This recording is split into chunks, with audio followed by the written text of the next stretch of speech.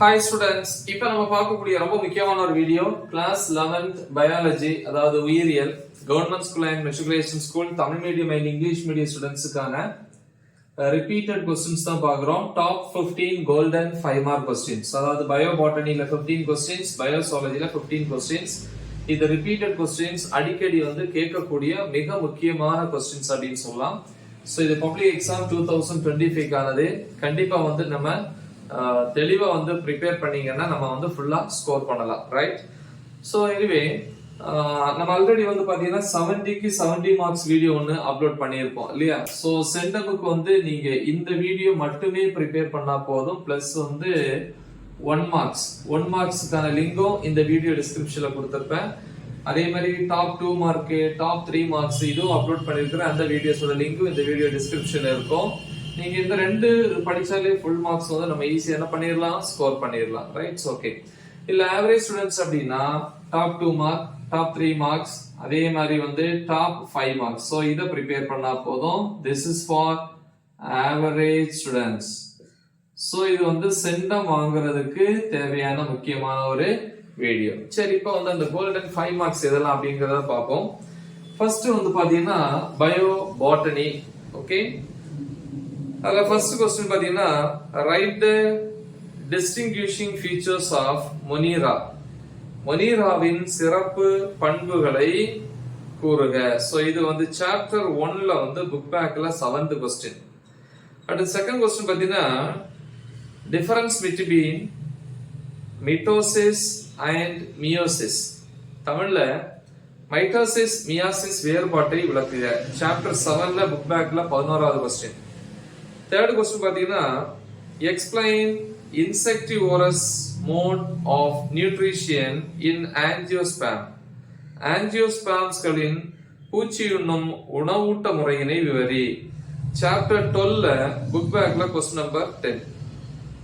fourth question, write the physiological effects of gibberellin.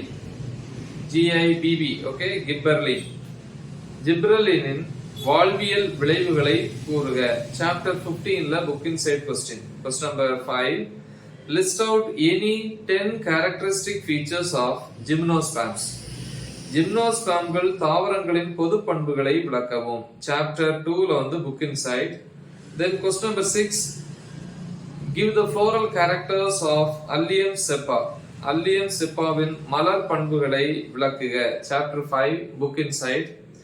7th question, write the characteristic features of DNA. DNA வின் பண்புகள். Chapter 8ல book inside. next question number 8, list out the differences between cyclic and non-cyclic photophorylation. சுழல் ஒளி மற்றும் சுழலா ஒளி பாஸ்பாரிகரணம் வேறுபடுத்துக. சாப்டர் 13ல book inside question. 9th question பாத்தீங்கன்னா write the physiological effects of cytokinin. Cytokinin வாழ்வியல் விளைவுகள். சாப்டர் 15ல புக் பேக்ல 7th question. next question number 10, write the schematic representation of glycolysis. கிளைகோலைசிஸின் படிநிலைகள். சாப்டர் 14ல book inside. then question number 11, draw the ultrastructure of a plant cell and explain its parts. தாவர செல்லின் நுண்ணமைப்பை படம் வரைந்து பாகங்களை விளக்கு. இது சாப்டர் 6ல book inside question. question number 12, do you think shape of chloroplast is unique for algae? justify your answer. தமிழ்ல பாசிகளில் பசுங்கணிகத்தின் வடிவம் தனித்துவம் வாய்ந்தது என கருதுகிறாயா? உனது விடையை நியாயப்படுத்துக. சோ இது சாப்டர் 2ல புக் பேக்ல 9th question. 13th question பாத்தீங்கன்னா describe the floral characters of Glyteria ternata. Glyteria ternaceaவின் மலர் பண்புகள். lesson 5 சாப்டர் 5ல புக் இன்சைட். 14th question பாத்தீங்கன்னா write the economic importance of fungi. பூஞ்சைகளின் பொருளாதார பண்புகள். சாப்டர் 14ல சாப்டர் 1ல book inside question. Okay, next 15th question பாத்தீங்கன்னா write the difference between anatomy of dicot and monocot. இரு விதையிலை வேருக்கும் ஒரு விதையிலை வேருக்கும் இடையே உள்ள உள்ளமைப்பியல் வேறுபாடுகள். ஸோ இது வந்து பாத்தீங்கன்னா சாப்டர் 9ல புக் பேக்ல 9th கொஸ்டின். அப்படி 15 கொஸ்டின்ஸ். அதில் ஒரே ஒரு அடிஷனல் ஒரு கொஸ்டின் இருக்கு. என்ன அப்படின்னா, describe the structure of Ganong's potometer with a neat diagram. முக்கியமான கொஸ்டின். கேனாங்கின் போட்டோமீட்டரை படத்துடன் விவரி. ஸோ இது வந்து சாப்டர் 11ல வந்து புக் இன்சைட். அடுத்து வந்து பாத்தீங்கன்னா பயோசாலஜியில் அந்த 15 கொஸ்டின்ஸ் எதெல்லாம் அப்படிங்கிறத பார்க்க போறோம். First question, what is an epithelium? Enumerate the characteristic features of different epithelia. Epithelium என்றால் என்ன, அதன் பல்வேறு வகைகளின் பண்புகளை தருக. சாப்டர் 3ல புக் பேக்ல 12வது கொஸ்டின். தென் கொஸ்டின் நம்பர் 2 பாத்தீங்கன்னா, a person is suffering from very low BP blood pressure and passing no urine. Why? What is suggestion would you offer for the removal of waste products from the blood in such a situation and explain. அதாவது ஒரு நபர் குறைந்த இரத்த அழுத்தத்தினால் சிறுநீர் வெளியேற்ற முடியாமல் அவதிப்படுகிறார், ஏன் அப்படின்னு சொல்லி கேட்டிருக்காங்க. சோ இது வந்து சாப்டர் 8ல வரக்கூடிய ஒரு இன்சைட் கொஸ்டின். தேர்ட் கொஸ்டின் பாத்தீங்கன்னா, sarcomere is a structural and functional unit of muscle. Justify this statement. தமிழ்ல, சர்கோமியர் தசையின் அமைப்பு மற்றும் செயல் அலகு ஆகும். இவ்வாக்கியத்தை நியாயப்படுத்துக. சாப்டர் 3ல வரக்கூடியது முக்கியமான ஒரு கொஸ்டின். நெக்ஸ்ட் வந்து பாத்தீங்கன்னா question number 4, define artificial insemination. The next வந்து, what technology is applied to cattle, sheep and buffaloes when the success rate of crossing is low even after artificial insemination, and explain its steps. Write the advantages of artificial insemination. தமிழ்ல, செயற்கை விந்தோட்டம் வரையறு. பசு, ஆடு மற்றும் எருமையில் செயற்கை முறை விந்தூட்டத்தின் வெற்றி வீதம் குறைவாக இருக்கும் போது எத்தொழில்நுட்பத்தை பயன்படுத்துவாய் மற்றும் அதனுடைய படிநிலைகளை விவரிக்கவும். தமிழ்ல வந்து செயற்கை விந்தூட்டத்தின் நன்மைகள் அப்படின்னு கேட்டிருக்காங்க. சோ இது வந்து சாப்டர் 12ல வந்து பேஜ் நம்பர் 234 அந்த இடத்துல வரும். நெக்ஸ்ட் கொஸ்டின் நம்பர் 5 பாத்தீங்கன்னா, write the characteristic features of Arthropoda. கணுக்காலிகளின் முக்கிய பண்புகள். சாப்டர் 2ல வந்து பேஜ் நம்பர் 23ல வரும், இன்சைட் தான். கொஸ்டின் நம்பர் 6 பாத்தீங்கன்னா, describe the structure of human heart with the help of diagram. மனித இதயத்தின் அமைப்பை படம் வரைந்து விளக்கு. சாப்டர் 7ல வந்து பேஜ் நம்பர் 118ல இருக்கு. சோ அது பாத்துக்கோங்க. நெக்ஸ்ட் வந்து கொஸ்டின் நம்பர் 7 பாத்தீங்கன்னா, draw the diagram of LS of eye and label the parts. கண்ணின் குறுக்குவெட்டு தோற்றத்தின் படம் வரைந்து பாகம் குறி. சோ இது வந்து சாப்டர் 10ல பேஜ் நம்பர் 184ல வருது. கொஸ்டின் நம்பர் 8 பாத்தீங்கன்னா, explain the life cycle of Bombyx mori.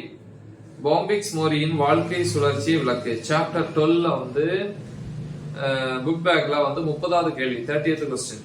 Next question number 9, write the functions of liver apart from bile secretion.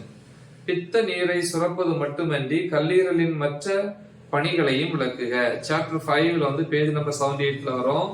Next question number 10, discuss the various techniques adopted in cattle breeding. கால்நடை இனப்பெருக்கத்தில் மேற்கொள்ளப்படும் பல்வேறு தொழில்நுட்பங்களை பற்றி விவாதிக்க.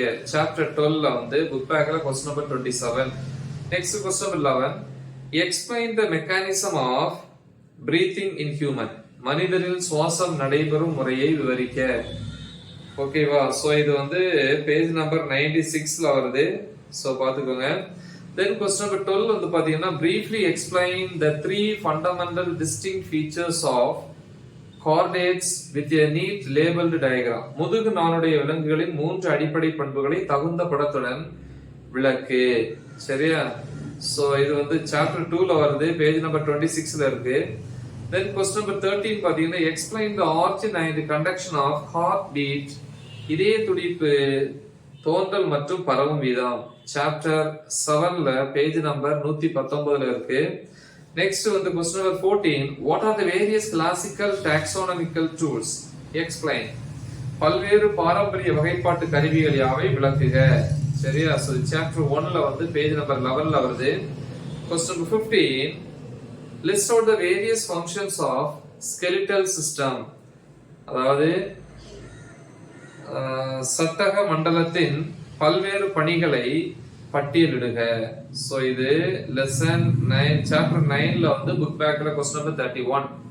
லாஸ்டா இதுலயே ஒரு அடிஷனல் क्वेश्चन கொடுத்திருக்கேன். என்ன அப்படின்னா fishes provide a good stable food to tide over the